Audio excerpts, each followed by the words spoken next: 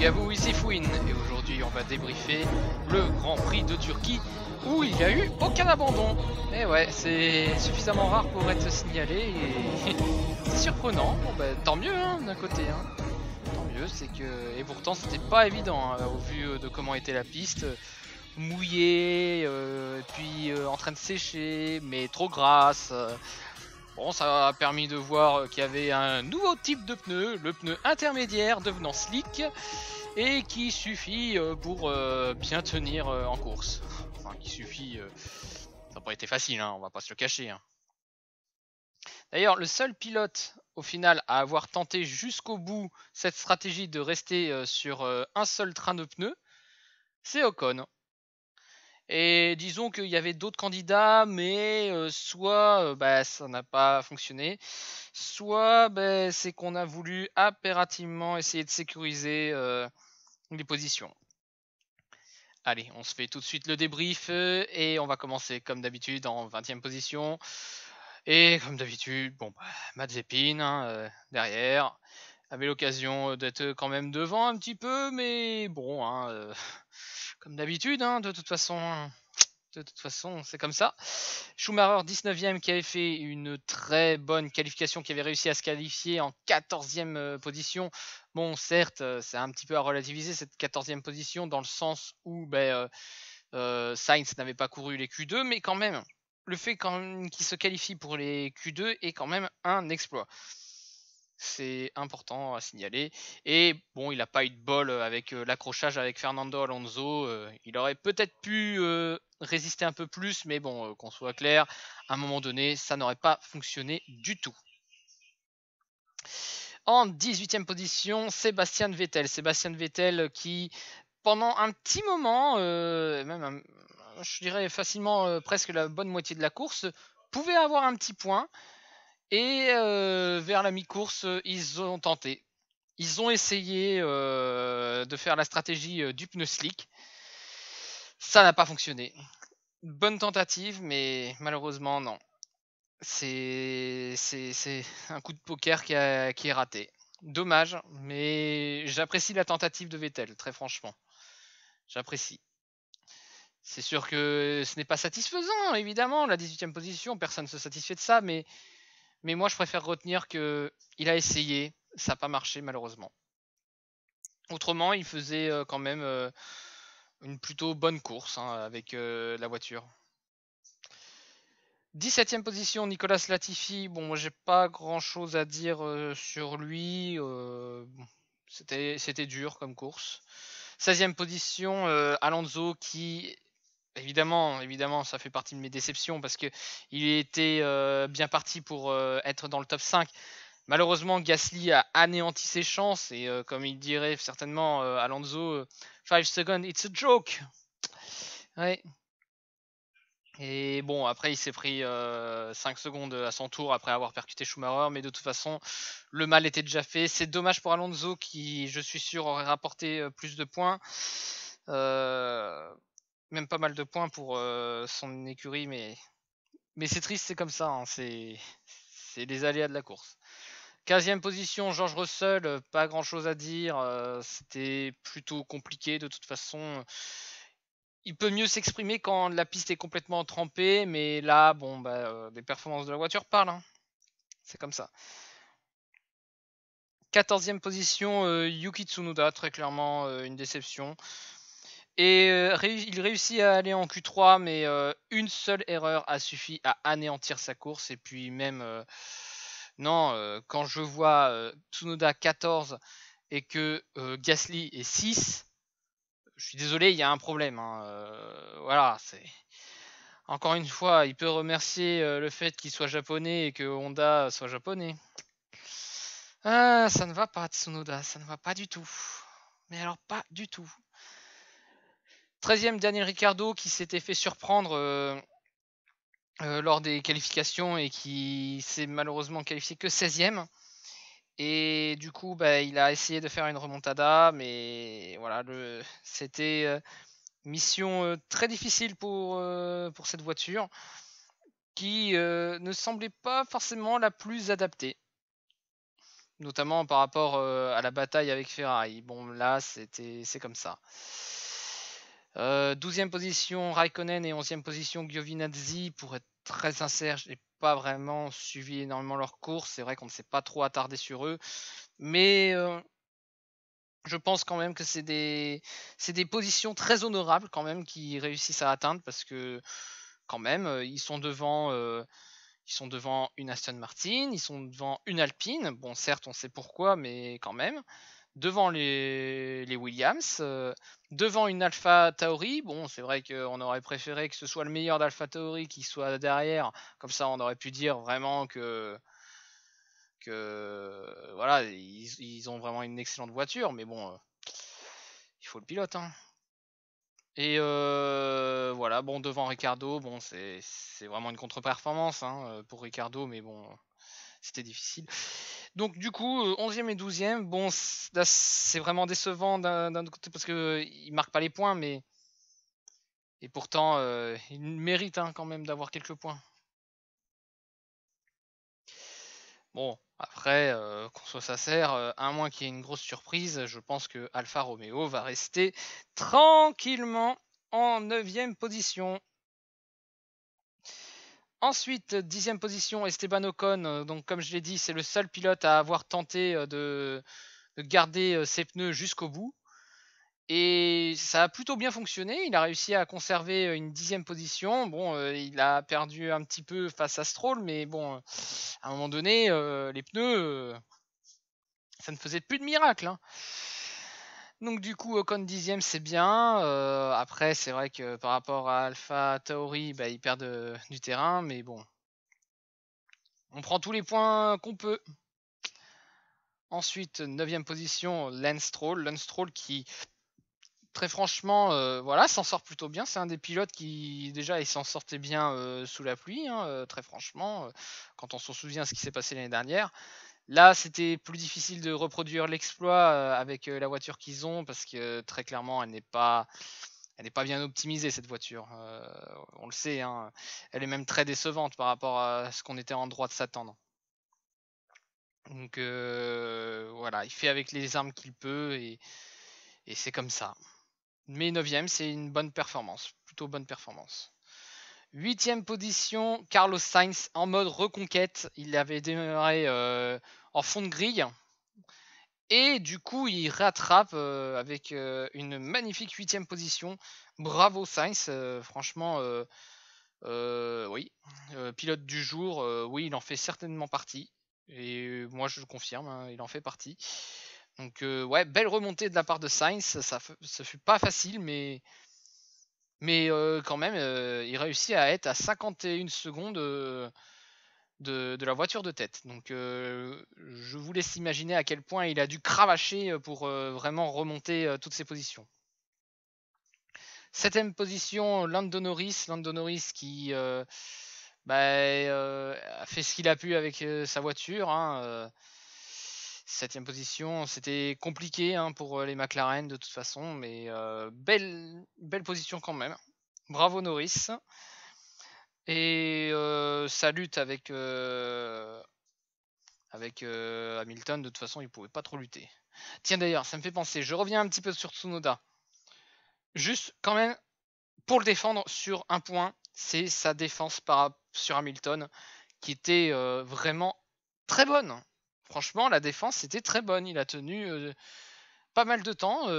C'était surprenant de voir ça, parce que c'est vrai qu'on est plus habitué à des déceptions, mais voilà, redorons un petit peu quand même l'honneur de Tsunoda, parce que quand même, il s'est bien défendu face à Hamilton avec une voiture qui est moins puissante.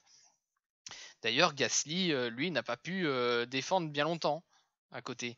Mais bon, après, c'est vrai que les conditions de course étaient totalement différentes et on était avec des pneus à ce stade pour Gasly où voilà, on avait le potentiel maximum avec la voiture.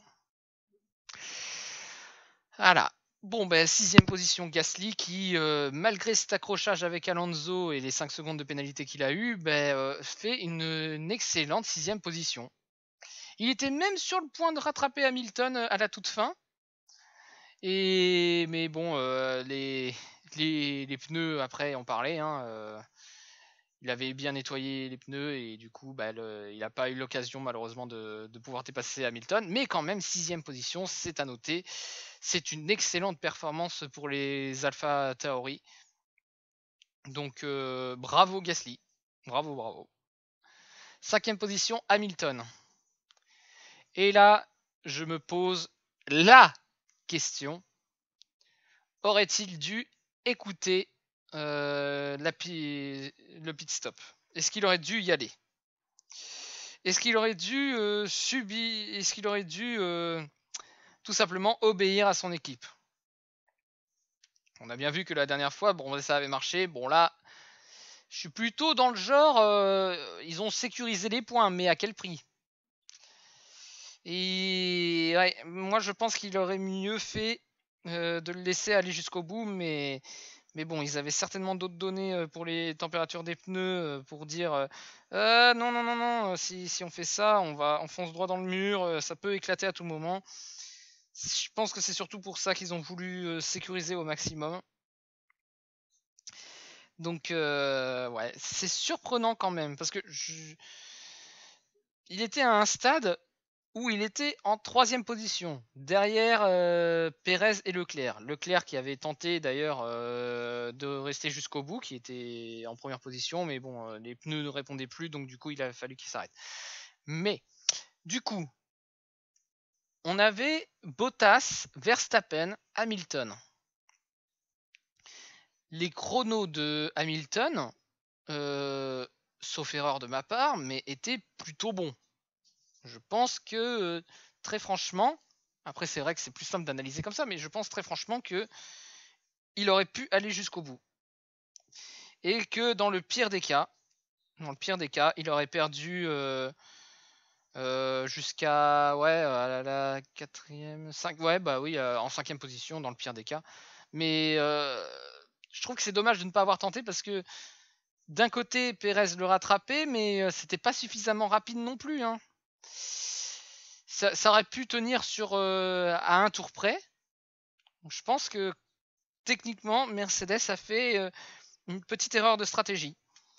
Enfin, une petite erreur de stratégie, même, on pourrait dire même une grosse erreur de stratégie, mais d'un autre côté, ils ont voulu sécuriser. Mais bon, c'est comme ça. Gain des courses, du coup, Hamilton perd la tête du championnat pour 6 points pour le moment. Mais il a quand même limité la casse, hein, parce que je rappelle qu'il a fait la pole position, mais comme ils ont changé un moteur, du coup il s'est retrouvé en 11e position. Et d'un côté, on comprend pourquoi ils ont préféré prendre des pénalités ici, puisque les Mercedes étaient et sont performantes, que ce soit sur sec ou sous la pluie. Donc d'un côté, oui, vu comme ça, c'est pas bon, mais si ça peut permettre ensuite à Hamilton de se battre à fond pour le reste du championnat, il fallait le faire. Il fallait que ce soit comme ça. Et quitte à assurer les points, c'est compliqué. N'hésitez pas à dire en commentaire si vous pensez que Mercedes a eu raison ou pas de le faire arrêter au stand, ou si vous pensez que Hamilton aurait dû rester jusqu'au bout ou pas. Je vous ai dit mon point de vue, mais voilà, je suis curieux de savoir quel est votre avis. En 4e position, Charles Leclerc, punaise, mais il a pas de bol lui. Oh là là, il mérite, il mérite d'avoir une victoire. Il fait tout pour. Et il prend les risques. De toute façon, ils ont tellement. Ça fait depuis au moins. Attends, ça fait combien de temps qu'ils n'ont plus gagné? Depuis 2019. Ils n'ont plus gagné depuis 2019, alors forcément, toute prise de risque, ils le prennent hein, pour essayer de rester jusqu'au bout. Malheureusement, ça n'a pas fonctionné. C'est triste. Hein. C'est un peu déprimant. C'est tout le temps, ça n'a pas fonctionné. Ouais. Déprimant. Mais quand même, dans l'ensemble, excellente performance de Leclerc. C'était couillu. Ça n'a pas fonctionné, c'est comme ça.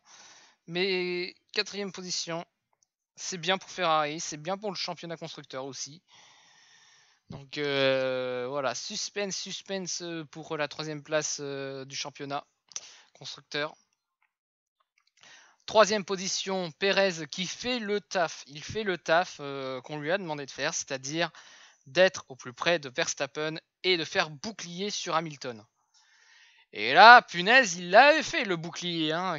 Ce dépassement de Hamilton qui ne se fait pas parce que du coup, il défend, mais il défend à fond, quitte à mordre sur la ligne des stands pour contourner le plot. Mais bon, en même temps, t'allais pas demander une pénalité pour ça. Hein. Très franchement, heureusement que non, il n'y a pas eu d'investigation. C'est mieux comme ça. Mais waouh, Pérez qui a le fighting spirit comme ça sur Hamilton, c'était magnifique, l'une des plus belles images de cette course où au final c'est peut-être pas passé grand chose, mais où le suspense était là quoi. Bravo Pérez, quelle bonne course, excellent. Et en 2e position, nous avons Verstappen qui n'a pas pris de risque en particulier. Il n'a pas fait, je trouve, un bon départ. Bon, après, par rapport à Bottas, voilà, c'est sûr que je le compare par rapport à Bottas qui a fait un excellent départ, mais au moins il a assuré. C'est-à-dire qu'il fallait des points par rapport à Lewis. Et pour une fois, il n'a pas cherché à aller chercher la Mercedes. Bon, en même temps, elles étaient plus rapides. Parce que je me méfie, hein, parce que abruti comme il est, il aurait très bien pu jouer le kamikaze. Mais bon, il avait aucune raison de le faire, et c'est tant mieux comme ça. C'est drôle parce que ils ont une livrée japonaise pour Honda. Bon, du coup, première position, Bottas, qui a fait le job, et je suis content pour lui. Franchement, je suis vraiment content pour lui parce que depuis le temps qu'il est critiqué, je l'ai critiqué aussi un peu évidemment, mais j'ai toujours défendu une chose, c'est que à défaut d'être un excellent pilote, c'est un très bon pilote, et un très bon pilote qui sait exploiter la voiture qu'on lui donne. C'est la preuve ultime que voilà, Bottas, d'un côté, c'est le coéquipier parfait parce que il ne peut pas concourir techniquement pour le championnat du monde, même si il y avait des années où il avait des possibilités, mais bon, il avait eu beaucoup de malchance. Et là, voilà, quand Lewis est défaillant, entre guillemets, il répond présent. C'est ce qu'il fallait. Et en plus avec le meilleur tour en course. Je suis content parce que c'est l'une des rares fois où Bottas peut vraiment s'exprimer. Et là, on le voit, c'est bien qu'il s'exprime. C'est bien qu'il s'exprime. 10e victoire. J'espère que ce ne sera pas la dernière parce que, qu'on soit clair, à moins qu'il y ait un énorme retournement de situation, je ne pense pas qu'à Alfa Romeo il puisse réitérer cet exploit. Je le souhaite d'un côté. Mais vu comment sont les écuries, ça va pas changer comme ça du jour au lendemain la hiérarchie. Mais bon, la satisfaction de voir Bottas gagner, avoir le meilleur tour, et enfin bien consolider, commencer à bien consolider cette 3e position au championnat, c'est vraiment mérité pour lui. Bravo, bravo Bottas. Du coup, au classement, comme je l'ai dit, donc Verstappen repasse devant de 6 points, précisément. 6 points les séparent. Bottas confirme sa 3e position au championnat. Norris perd un peu de terrain pour la 4e position. Et Pérez, lui, reprend petit à petit sur Norris. Et oui, l'objectif, hein, c'est évidemment que les 4 pilotes qui sont chez Red Bull et Mercedes soit dans les 4 premières positions, hein, c'est très clair et net, mais Norris est là en fauteur de trouble, et ça c'est bien, hein. Ça prouve que McLaren a des possibilités. Ensuite, 6e position, Carlos Sainz qui, avec sa remontée, parvient à rester juste devant Leclerc d'un demi-point. Ensuite, en 8ème position, Ricciardo, bah, lui, il ne bouge pas de position et va certainement, si ça reste à peu près comme ça dans la hiérarchie, va certainement rester 8ème. Ce qui, d'un côté, n'est pas forcément une bonne chose hein, par rapport aux attendus, mais bon, c'est toujours mieux que d'avoir moins de points et d'être derrière. Hein. Gasly 9ème. Avec la voiture qu'il a, c'est très bien. 9ème, c'est excellent. 10ème Alonso, 11ème Ocon, 12ème Vettel, ça ne bouge pas. Stroll non plus. Tsunoda 14ème, qui aurait pu grappiller encore plus de points. Mais on sait très bien ce qui s'est passé. Et derrière, ça ne bouge pas. Et alors, pas du tout. Et au classement des constructeurs, Mercedes est très largement devant. Ils sont tranquilles avec 36 points d'avance. Donc ouais. Bon, ils ont peut-être perdu des points. Alors, attendez, je recalcule. 18, 15, 33, 25, 18... Ouais, c'est à peu près égalité. Donc au final, ils ont pas. Non, ça va. Mais voilà, toujours est-il qu'ils sont devant. Ferrari rattrape un petit peu son retard sur McLaren et les Alpines, malgré le fait qu'il n'ait marqué qu'un seul point, sont toujours devant. Mais évidemment, faut bien avouer que l'accrochage qu'a fait Gasly sur Alonso les arrange bien pour les AlphaTauri. Plus que 12 points. Les Aston Martin, bon, là, je pense que au final, ils vont certainement rester 7ème. Hein. Ça va être dur pour le Williams, mais bon, au moins Williams, avec 23 points et une 8ème position bien méritée par rapport à tout ce qu'ils ont enduré. Ça va être leur classement final, c'est bien. Mais vraiment, Aston Martin, c'est vraiment une déception. De toute façon, je pense que d'ici les débriefs de fin de saison, de toute façon, on va s'orienter vers l'une des plus grosses déceptions de cette année. C'est vraiment les Aston Martin qui ne sont absolument pas du tout au rendez-vous, malheureusement. Ils l'ont été sur quelques grands prix. Mais le problème, c'est que c'est pas constant. Ensuite, voilà, Alfa Romeo 9 et les As. Bon, est-ce qu'ils vont terminer à 0 points? Moi, je pense que oui. Mais j'aimerais quand même qu'ils marquent un petit point. Mais j'y crois pas du tout. Mais pas du tout. Voilà, donc du coup, le prochain Grand Prix, ça se passe aux États-Unis. Et on verra bien ce que cela donne.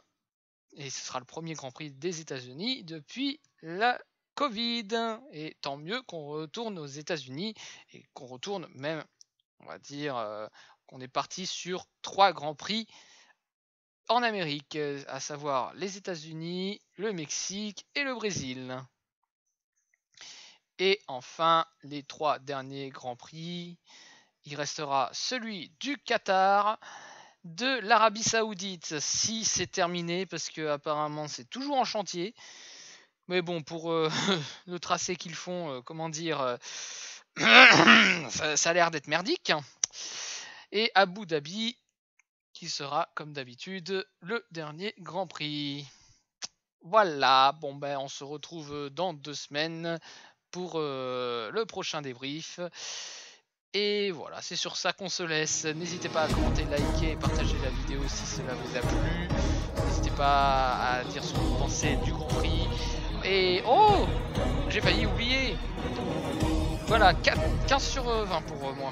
15 sur 20, parce que mine de rien, ça a permis de voir que les pneus intermédiaires peuvent être aussi des pneus slick. Voilà. Allez, bon sur ce, moi je vous dis ciao.